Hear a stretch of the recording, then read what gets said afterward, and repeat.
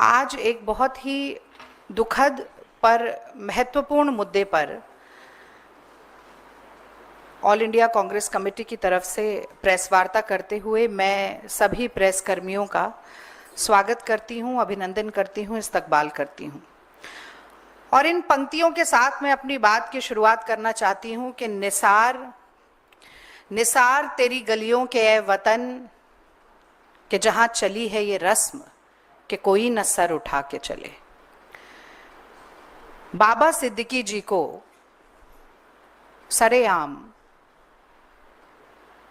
मौत के घाट उतार दिया गया, उनकी हत्या कर दी गई।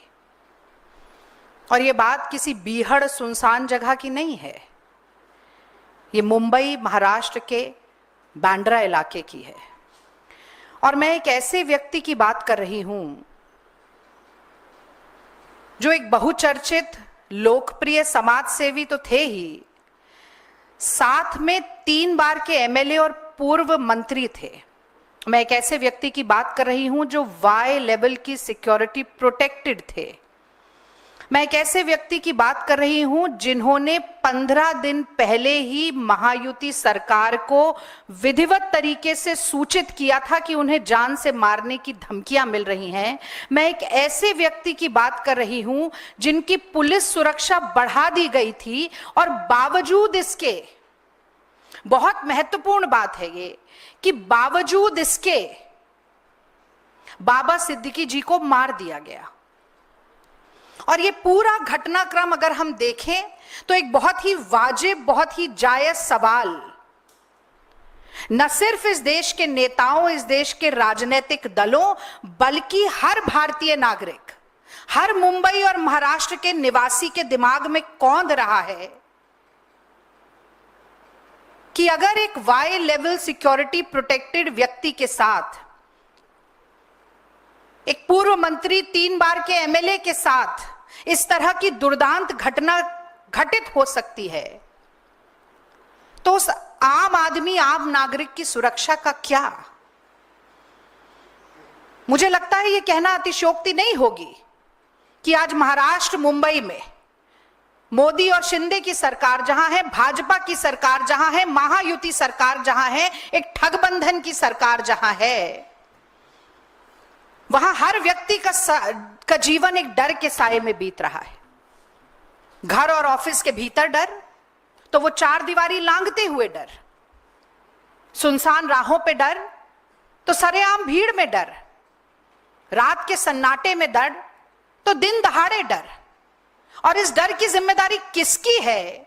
ये सवाल पूछना जनता का अधिकार है और वो चीख चीख कर पूछ भी रही है। और मैं भी पूछना चाहती हूं कि ये डबल इंजन सरकार के नाम पर बार बार गाल बजाने वाले, दम भरने वाले, अपनी पीठ थपथपाने वाले देश के गृह मंत्री कहां सो रहे हैं? आज उन्हें क्रोनोलॉजी समझ में नहीं आ रही कि एक व्यक्ति कह रहा था कि मुझे जान से मारने की धमकी मिल रही है और उसे मार दिया गया, और आपके मुंह में दही जमा है, आपके होठ से ले एक शब्द नहीं निकल रहा। और मैं एक बात और कहना चाहती हूं, कल विजयदशमी थी, दशहरा था, और हर भारत का निवासी आस्था और संभावना का मेल करके इस बात में विश्वास रखता है कि कल का दिन बुराई पर अच्छाई की जीत का दिन था, अन्याय पर न्याय की जीत का दिन था, असत्य पर सत्य की जीत का दिन था, दुराचार पर सदाचार की जीत का दिन था, और रावण पर राम की जीत का दिन था। और इससे ठीक उलट कैसे अन्याय, अत्याचार, जुल्म, शोषण अपने पांव पसार रहा है महाराष्ट्र में और पूरे देश में। इस बात का प्रत्यक्ष प्रमाण, बहुत दुख है मुझे इस बात का, कि विजयदशमी के दिन, दशहरे के दिन न सिर्फ देश ने बल्कि पूरी दुनिया ने देखा।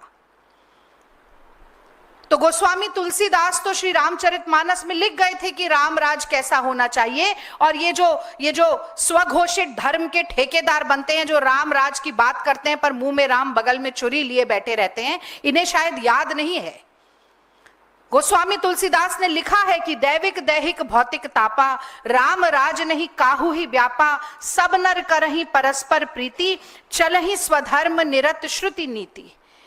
और ठीक इसका उल्टा, उलट बांसी, जो हम कहते हैं कि उल्टी गंगा बह रही है, वो हो रहा है महाराष्ट्र में। तो ये कहना अतिशयोक्ति नहीं होगी कि राम राज तो भूल जाइए, घोर जंगल राज और रावण राज है, और इस रावण राज का अंत जनता करने के लिए ठान कर बैठी है। इसीलिए कहीं ना कहीं ये चुनाव की भी तारीखों को टालने का काम कर रहे हैं। और अंत में मैं सिर्फ एक बात और यहां पर जोड़ना चाहती हूं कि जब सरकार खुद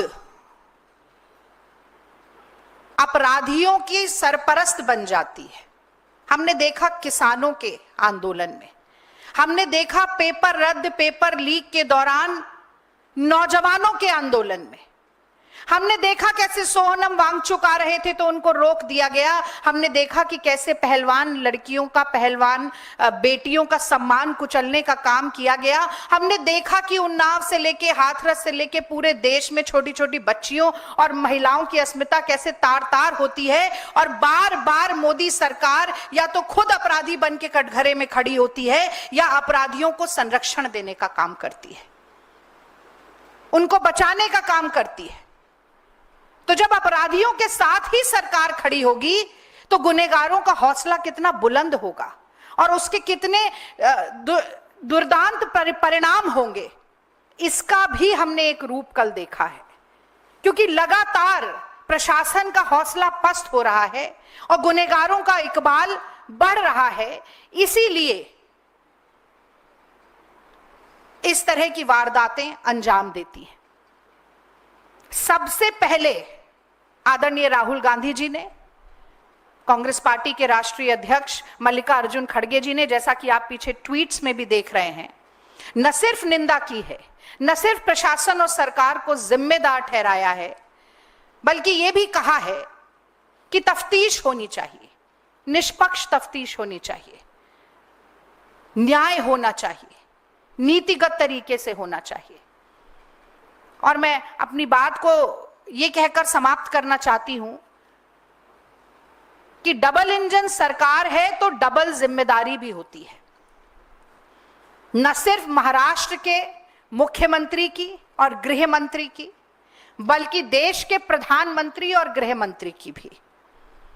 और अगर नैतिकता का लेश मात्र भी आपके अंदर बचा है, अगर आपकी अंतरात्मा जरा सी भी आवाज दे रही है, तो शिंदे जी, फडणवीस जी और अमित शाह जी को इस्तीफा देना चाहिए। और अगर ये इस्तीफा नहीं दिया जाता है, जैसा कि मैं जानती हूं, तो जनता तैयार बैठी है आपकी कुर्सी आपके पांव के नीचे से खींचने के लिए।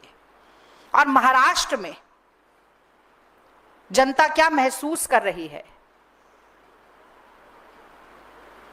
महाआघाड़ी इस बारे में क्या सोचती है, कांग्रेस पार्टी क्या सोचती है, इसके बारे में आप के समक्ष अपना वक्तव्य रखने के लिए माइनॉरिटी कमेटी के चेयरपर्सन और महाराष्ट्र से राज्यसभा सांसद इमरान प्रतापगढ़ी जी यहाँ मौजूद हैं और आप सभी के समक्ष अपने विचार रखेंगे। अब मैं माइक उन्हें सौंपती हूँ।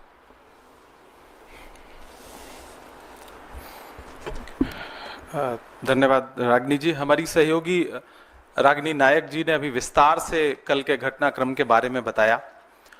बाबा सिद्दीकी की हत्या बहुत ही दुखद है। कांग्रेस पार्टी के राष्ट्रीय अध्यक्ष मल्लिकार्जुन खड़गे जी ने, नेता प्रतिपक्ष लोकसभा में आदरणीय राहुल गांधी जी ने ट्वीट करके अपनी संवेदना परिवार के प्रति और एक निष्पक्ष जांच की मांग की है। मैं महाराष्ट्र से सांसद हूं और कल की घटना से बहुत हैरत में हूं कि मुंबई, जो कि इस देश की आर्थिक राजधानी है, जो राज्य चुनावी मोड में है, जहां इंटेलिजेंस से लेकर के तमाम एजेंसियां सक्रिय हैं, वहां सरकार से जुड़ा हुआ एक हाई प्रोफाइल नेता, जिसे 15 दिन पहले सूत्र बताते हैं मीडिया के कि धमकी मिली, उसके बाद उनकी सुरक्षा बढ़ाई गई, उसे सरेआम दिन दहाड़े गोलियों से भून दिया जाता है, उसकी हत्या हो जाती है। अगर सरकार अपने नेताओं को सुरक्षा दे पाने में असमर्थ है, तो फिर मुंबई और महाराष्ट्र की जनता को कैसे सुरक्षा दे सकती है? सबसे बड़ा सवाल यह है। बाबा सिद्दीकी कोई आम व्यक्ति नहीं थे, 3 बार के विधायक, मंत्री, मौजूदा समय में उनका बेटा विधायक, और सरकार जो डबल इंजन नहीं बल्कि ट्रिपल इंजन है महाराष्ट्र की सरकार में, उसके एक इंजन यानी कि अजीत पवार जी के करीबी नेताओं में से थे, उनकी हत्या हुई सरेआम। यह महाराष्ट्र में कानून व्यवस्था रसातल में जाने का सबसे बड़ा परिणाम है। इसकी जिम्मेदारी सीधे सीधे भाजपा के देवेंद्र फडणवीस जी की है। मुख्यमंत्री जी से ज्यादा गृहमंत्री की जिम्मेदारी है। मैं तो यह कहूंगा गृहमंत्री को आगे बढ़कर के जिम्मेदारी लेनी चाहिए। महाराष्ट्र में कानून व्यवस्था बुरी तरह से विफल है।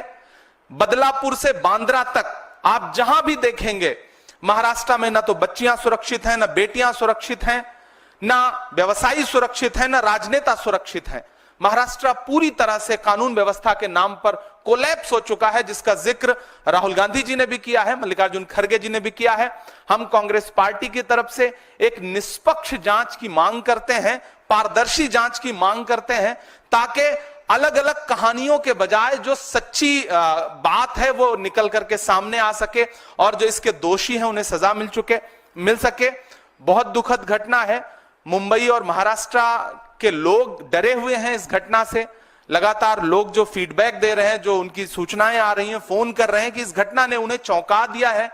और पुलिस पूरी तरह से जिस दिन सड़क पर हो, दशहरे का दिन है, त्योहार का दिन है, जिस दिन सुरक्षा व्यवस्था बहुत ज्यादा सड़कों पर होती है, पुलिस के हाथ में पूरी तरह से सुरक्षा व्यवस्था होती है, सजग होती है पुलिस, उस दिन इस तरह की घटना होना, हत्यारे रेकी करते हैं, रेकी करने के बाद हत्या करते हैं, खुलेआम चैलेंज करके हत्या करते हैं। यह सरकार के इकबाल पर गोली चलाई गई है, कानून व्यवस्था के इकबाल पर गोली चलाई गई है और अंततोगत्वा हत्या हो गई। पुलिस रोक पाने में नाकाम रही। तो मुझे लगता है कि महाराष्ट्र के गृहमंत्री को जिम्मेदारी लेनी चाहिए, उन्हें इस्तीफा देना चाहिए। महाराष्ट्र की जनता यह कह रही है और कांग्रेस पार्टी की तरफ से हम यह डिमांड करते हैं कि एक निष्पक्ष कमेटी बनाइए, जांच जल्द से जल्द जांच रिपोर्ट महाराष्ट्र के सामने, देश के सामने आए, ताकि महाराष्ट्र के लोगों का डर खत्म हो सके।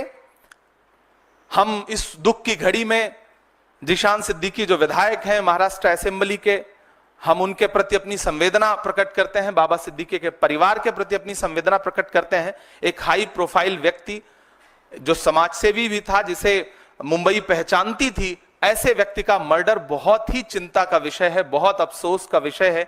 हम दुख प्रकट करते हैं। आपके सवाल आमंत्रित हैं अगर सवाल हो तो। जी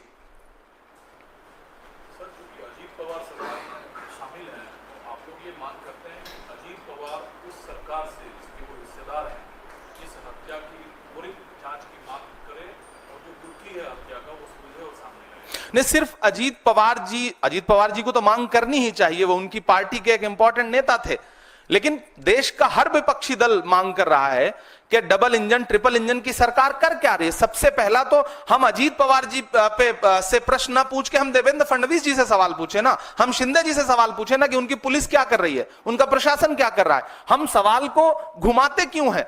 हमें तो सीधे सीधे महाराष्ट्र की सरकार से, वहां के गृहमंत्री से सवाल पूछना है कि कैसे हत्या हुई, बाकायदा चैलेंज करके हत्या हुई। तो ये तो सीधे सीधे आपकी जिम्मेदारी, आगे बढ़िए, जवाबदेही लीजिए। अजीत पवार जी सवाल पूछे ही पूछे, हम सारे लोग सवाल पूछ रहे हैं, मीडिया भी सवाल पूछे कि अगर जंगल राज ये नहीं है तो फिर जंगल राज किसे कहते हैं। दिन दहाड़े हत्या हो रही है, मुंबई जैसे, बांद्रा जैसे पॉश इलाके में हत्या हो रही है, तो फिर जंगल राज तो यही है ना। क्या फिर जंगल राज सिर्फ गैर शासित भाजपा राज्यों के लिए शब्द इजाद किया गया है? असल में तो जंगल राज यही है जो महाराष्ट्र में, मुंबई में कल दिखाई पड़ा। बाबा सिद्दीकी को वायु सुरक्षा मिली हुई थी और कई और भी ऐसे लोग हैं, दावा किया जा रहा है सोशल मीडिया पे कि एक गैंग है वो धमकी दे रहा है कि भाई हमने हत्या की है, ये सारी चीजें हैं। उन लोगों की सुरक्षा को लेकर भी आप कुछ कहेंगे कि वायु सुरक्षा के बावजूद भी बाबा सिद्दीकी को मार दिया गया इस तरह से खुलेआम, और भी लोगों की इस तरह से दी जा रही है? नहीं, सबसे पहले तो मुंबई के आम जनता, मुंबई कर जो है, उनकी सुरक्षा की चिंता है इस घटना के बाद, कि जब इतना हाई प्रोफाइल नेता चैलेंज करके मार दिया जाता है तो आम आदमी का वहां पे क्या हश्र होगा, आम मुंबई कर क्या सोच रहा होगा, उसकी सुरक्षा कैसे करेगी महाराष्ट्र की सरकार। पुणे गैंगरेप हो, बदलापुर की घटना हो, या फिर थाने के अंदर घुस करके गोलीबारी करना हो, या फिर लाइव फेसबुक पर गोली मारना हो। महाराष्ट्र में ये घटनाएं हुई है पिछले कुछ महीने में। तो आम जो जनता है, मुंबईकर है, जो महाराष्ट्र के आम लोग हैं, उनकी सुरक्षा सबसे बड़ा चिंता का विषय है।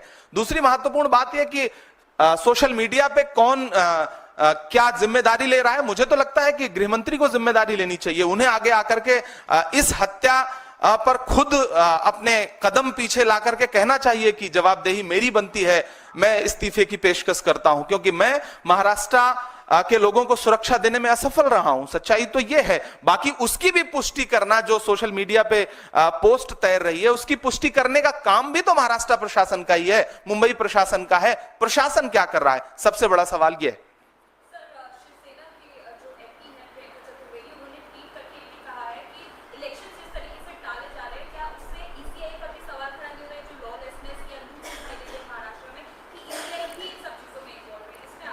देखिए, मुख्य चुनाव आयुक्त महोदय मुंबई का दौरा करते हैं, महाराष्ट्र का दौरा करते हैं।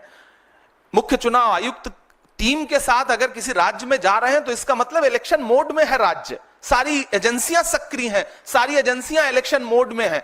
ऐसे में जब सारी एजेंसियां सक्रिय हैं, उसके बाद इतनी बड़ी घटना हो रही है, तो यह तो बहुत बड़ा सवालिया निशान है, न सिर्फ राज्य के प्रशासन पर बल्कि केंद्र के प्रशासन पर भी बहुत बड़ा सवालिया निशान है।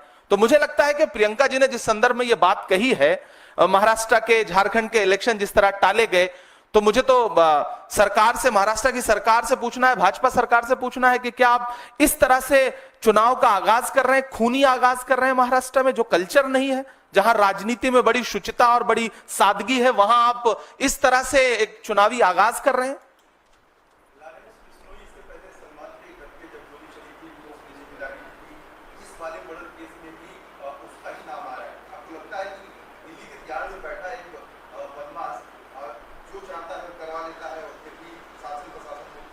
मुझे लगता है कि देश के गृह मंत्री से यह सवाल पूछा जाना चाहिए, अमित शाह जी से यह सवाल पूछा जाना चाहिए, महाराष्ट्र के गृह मंत्री से यह सवाल पूछा जाना चाहिए कि अगर कोई इस तरह से आगे आके जिम्मेदारी लेना है जिसकी सत्यता अभी तक सामने नहीं आई है। घरों की राख फिर देखेंगे, पहले देखना यह है घरों को फूंक देने का इशारा कौन करता है। तो इसके पीछे असली कहानी क्या है, वो देश के सामने तब आए जब जांच एजेंसियां एक कमेटी बना करके निष्पक्ष जांच रिपोर्ट देश के सामने रखें। तब मुझे लगता है कि ज्यादा बेहतर जांच और पारदर्शिता सामने आ सकेगी। अभी तो सबसे बड़ा सवाल, अगर कोई जिम्मेदारी ले रहा है तो सबसे बड़ा सवाल देश के गृह मंत्री का है कि किसी बाहर बैठ के, किसी दूसरे राज्य की जेल में बैठ के कोई इतनी बड़ी घटना अंजाम दे रहा है, तो गृह मंत्री से सवाल है। दोनों गृह मंत्रियों की जवाबदेही है।